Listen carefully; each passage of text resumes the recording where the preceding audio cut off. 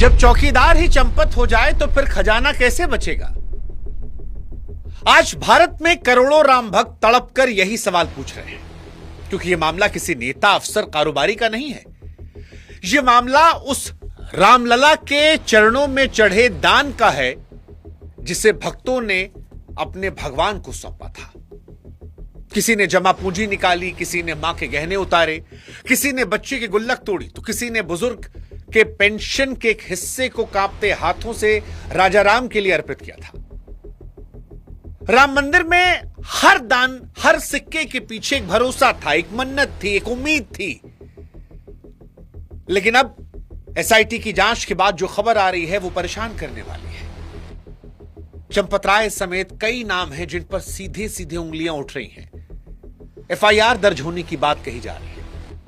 2 करोड़ रुपया तो बरामदगी की बात हो चुकी है। कई 100 करोड़ का नुकसान सीधे तौर पर कहा जा रहा है। अब सवाल है कि अगर आरोप गलत हैं तो फिर इस बरामदगी क्या?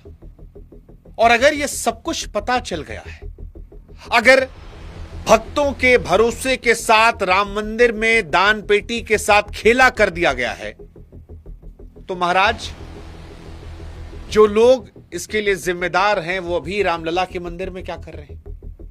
वहां के कार्यक्रमों का हिस्सा कैसे बन रहे हैं? मतलब कई बार तो मन में आता है कि यार, भगवान राम के दौर में जो राम जी की सेना थी वो बढ़िया था, बानर थी। क्योंकि अगर ऐसे इंसान होते तो शायद रावण के सोने की लंका को देखकर वो वहीं स्लिप हो जाते और कहते कि हम रावण की तरफ से लड़ लेंगे, पैसा तो दे रहा है, अमीर हो जाएंगे। आज राम भगवान के लाखों भक्तों के मन में टीस है। जिन हाथों में हमने आंख मूंद कर अपनी श्रद्धा को सौंपा था, वो हाथ साफ थे या चांदी के कौवा उड़ाने में माहिर थे? हां, आज सवाल उठ रहा है, वो चांदी का कौवा कहां उड़ गया जो एक महिला भक्त ने अपनी मन्नत से बनवाकर अपने हाथ से सौंपा था? वो 200 किलो की चांदी कहां गई जो 7 समंदर पार बैठे एक पूरे समाज ने प्रभु श्री राम के नाम पर भेजी थी? उस चेतावनी का क्या हुआ जो 6 साल पहले दी गई थी और किसी ने सुनी तक नहीं? दान पात्र की चाबी किसकी जेब में थी?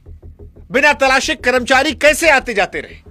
और सबसे तीखा सवाल कि जिन लोगों पर यह आरोप है वो आज भी अपनी कुर्सी से चिपके काहे बैठे हैं? क्या योगी जी, मोदी जी को यह दिखाई नहीं पड़ रहा है?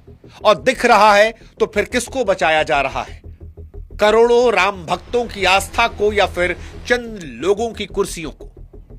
यह समझना बड़ा जरूरी है और आज व्यथित मन से एक एक परत खोलकर यह हम समझेंगे और समझाएंगे। नमस्कार, मैं हूं शुभांकर मिश्रा और एक राम भक्त होने के नाते आज हृदय में बहुत पीड़ा है, दुख है। जब से यह खबर आई है तब से दुख है, क्योंकि 500 बरस का इंतजार लगा था रामलला का मंदिर बनने देखने में, लेकिन 5 साल नहीं हुआ कि मंदिर में चोरी चकारी की खबरें सामने आने लगी। दिल जो है वो टूट गया है, लेकिन बेबाकी से आवाज उठाना है और इस आवाज में आपको हमारा साथ निभाना है। हम आपसे कहते हैं कि हमारी ताकत बनिए, हमारे व्हाट्सएप चैनल्स जुड़िए, ताकि जब जब हम जोर शोर से आवाज उठाएं वो वीडियोस आप तक पहुंच जाएं और आप उसे लाखों लोगों में शेयर कर सकें। लिंक हमने डिस्क्रिप्शन में, कमेंट सेक्शन में, स्क्रीन पे लगा दिया है। अब खबर समझिए क्यों राम भक्त होने के नाते हमको पीड़ा हो रही है। आप जानते हैं, राम मंदिर में एक महिला जो राम भक्त थी, उसने अपनी श्रद्धा से चांदी की काक भुषंडी बनवाई थी। वही कौवा जिसे राम कथा में भक्ति का प्रतीक माना जाता है, उनके लिए चांदी का टुकड़ा नहीं थी, सालों की मन्नत थी। तस्वीर मौजूद है भाई, जिसमें अपने हाथों से वो महिला उस कौवे को चंपत राय को सौंप रही है। महिला कहती है कि उनसे वादा किया गया कि ये जो कौवा आपने इतने प्यार से बनवाया है चांदी का, इसे गर्भगृह में भगवान के पास चढ़ाया जाएगा और इसकी रसीद उनके घर भेजी जाएगी। एक भक्त होकर कितना बड़ा लम्हा होगा कि भैया रामलला के गर्भगृह में हमारी एक छोटी सी भेंट हो। भेंट भले ही उसको देने के लिए आपने कितनी कॉम्प्रोमाइज किया, कितना पैसा कौड़ी बटोरा, लेकिन कितनी खुशी की बात है एक राम भक्त के तौर पर कि रामलला के गर्भगृह में हमारी भेंट होगी। महिला यह जानकर चैन से लौट आई कि उनकी श्रद्धा सही जगह पहुंच गई। फिर इंतजार शुरू हुआ। दिन बीता, हफ्ता बीता, महीना बीता। आरोप है कि ना रसीद आई, ना फोटो, ना जवाब, एक चुप्पी जो हर बढ़ते दिन के साथ और बड़ी होती गई। आज महिला पूछ रही हैं कि उनका वो चांदी का कौवा कहां उड़ गया। और ये सवाल अगर आपको लग रहा है किसी एक महिला तक सीमित है तो आप गलत हैं, क्योंकि ये सवाल 7 समंदर पार तक गया है। विश्व सिंधी सेवा संगम के अंतर्राष्ट्रीय अध्यक्ष और कैसल्स ग्रुप के चेयरमैन डॉक्टर राजू मनवानी ने आरोप लगाया कि पूरे सिंधी समाज ने मिलकर राम मंदिर निर्माण के लिए 1-1 किलो की 200 चांदी की ईंट बनवाई थी, जिन पर समाज के आराध्य भगवान झूलेलाल की तस्वीर अंकित थी। 26 जनवरी 2021 को 12 देशों से आए 150 से ज्यादा प्रतिनिधियों की मौजूदगी में ये ईंटें खुद चंपत राय को सौंपी गई थी। पर वो कहते हैं कि 5 साल बीत गया, न रसीद मिली, न जानकारी कि वो कहां है चांदी की ईंट, कहां इस्तेमाल हो रही है। दान के वक्त चांदी की कीमत करीब 1.5 करोड़ थी, जो आज 6 से 7 करोड़ रुपया होगी। यानी कि अकेले समाज का इतना बड़ा दान और उसका भी कोई हिसाब किताब नहीं। मनवानी कहते हैं कि पहले सवाल नहीं उठाया, क्योंकि भरोसा था कि भाई हमने दिया है, राजा राम के नाम पर दिया है तो राम के काम आया होगा। लेकिन अब जब देख रहे हैं कि पैसा कौड़ी मार लिया गया है, सैकड़ों करोड़ के हेराफेरी की बात आ रही है, तो मन में चिंता हो रही है, दुख हो रहा है, सवाल आ रहा है कि हम तो राम के नाम पर दिए थे। ऐसा तो नहीं है कि वो किसी व्यक्ति विशेष ने अपने काम में इस्तेमाल कर लिया। और हैरानी की बात यह कि इतना सब होने के बाद भी अब तक कार्रवाई नहीं हो रही है। अरे जब एक महिला के चांदी कौवा और एक पूरे समाज के 200 किलो चांदी तक का हिसाब नहीं, तो न जाने ऐसे कितने दान होंगे छोटे मोटे जिनका तो कोई रिकॉर्ड ही नहीं होगा। ऐसे कितने भक्त होंगे जो ये मानकर लौट गए होंगे कि भगवान के चरणों में उनकी श्रद्धा पहुंच गई, लेकिन कोई उसको अपने ऐशो आराम के लिए इस्तेमाल कर रहा है। सोचिए आप, मतलब अगर एक भक्त और पूरे समाज की आवाज से देर तक सुनाई नहीं पड़ी, हजारों ऐसे होंगे भाई साहब जिनकी आवाज से कोई पता नहीं। और अगर आपको लग रहा है कि राम मंदिर में इसको लेकर किसी ने आवाज नहीं उठाई, तो आप गलत हैं, क्योंकि राम मंदिर में 6 साल पहले खतरे घंटी बजी थी। आज राम मंदिर ट्रस्ट में जो चोरी चकारी की बात आ रही है, वो अचानक नहीं हुआ है। 6 साल पहले ऑडिट करने वाली कंपनी ने साफ साफ बताया था कि राम मंदिर का इंतजाम ढंग से नहीं चल रहा। कहा गया था कि चंदे और कीमती सामान का रिकॉर्ड सही से नहीं रखा जा रहा, लेन देन पर दोबारा तिबारा जांच की कोई व्यवस्था नहीं है, और अगर यह खामियां रही ऐसी तो आगे गड़बड़ी हो सकती है। यानी कई साल पहले रामलला के मंदिर में खतरे घंटी थी, आवाज आई थी, लेकिन सबने अनसुनी कर दी। और सवाल यहीं से शुरू होता है, उस घंटी को अनसुना क्यों किया गया? सीसीटीवी क्यों नहीं लगाए गए? रिकॉर्ड क्यों नहीं रखा गया? जब किसी जानकार ने उंगली रखकर बता दिया कि सुराख कहां कहां है, तो उन्हें भरा क्यों नहीं किया? क्या किसी को लगा कि भगवान के नाम जो रकम आई उसका हिसाब किताब रखने की जरूरत नहीं? या किसी को इन गड़बड़ियों में फायदा दिख रहा था, इसलिए जानबूझ के सुराख को खुला छोड़ दिया गया? जैसे चंपत राय जी ने कहा था, क्या जरूरत, अपनी तो लड़के हैं। एसआईटी की रिपोर्ट इस शक को गहरा करती है। एसआईटी की रिपोर्ट कहती है कि मंदिर के दान पात्र की चाबी रामशंकर यादव टिन्नू के पास थी। टिन्नू कौन? चंपत राय का ड्राइवर। रिपोर्ट में कहा जा रहा है कि सेवादारों को गबन की जानकारी पहले से थी। कौन सेवादार? जिनको चंपत राय जी ने कहा था अपने लड़के। यानी जिस गड़बड़ी की चेतावनी 6 साल पहले कागज पर दी गई थी, वो जमीन पर सच होती गई और किसी ने रोका नहीं। अब सीधा सवाल, अगर करोड़ों लोगों की आस्था दांव पर थी तो उसकी रखवाली किसके सिर थी? आप जानते हैं राम मंदिर को लेकर कितनी बातें आ रही। कहा जा रहा अंदर वालों ने ही बताया, क्योंकि बड़े बड़े लोग शामिल थे। अंदर के कुछ सेवादार का हृदय पीड़ा से करा रहा था, तो वो भी इनके साथ मिले और बाद में मीडिया को जानकारी दी, वरना ये तो नेक्सस रैकेट बना दिया गया था। लेकिन अब सवाल है कि राम मंदिर के चढ़ावे का हिसाब कौन देगा? क्योंकि आज राम मंदिर में चढ़ावे को लेकर जो आंकड़े हम आपको बताने वाले हैं, वो आपको परेशान कर देंगे। अयोध्या के राम मंदिर में चढ़ावा चोरी की जांच कर रही एसआईटी ने शुरुआती रिपोर्ट सरकार को सौंपी है, और इसमें चंपत राय समेत 14 लोगों को आरोपी बनाया गया है, जिसमें ट्रस्ट के सदस्य डॉक्टर अनिल मिश्रा, व्यवस्थापक गोपाल राव, व्यवस्था प्रमुख रामशंकर यादव टिन्नू, एसआईटी ने 150 लोगों से पूछताछ की, जिसमें ट्रस्ट और बैंक के कर्मचारी अधिकारी दोनों थे, और कहा जा रहा है कि 25-30 लोग सीधे सीधे चोरी की भूमिका में।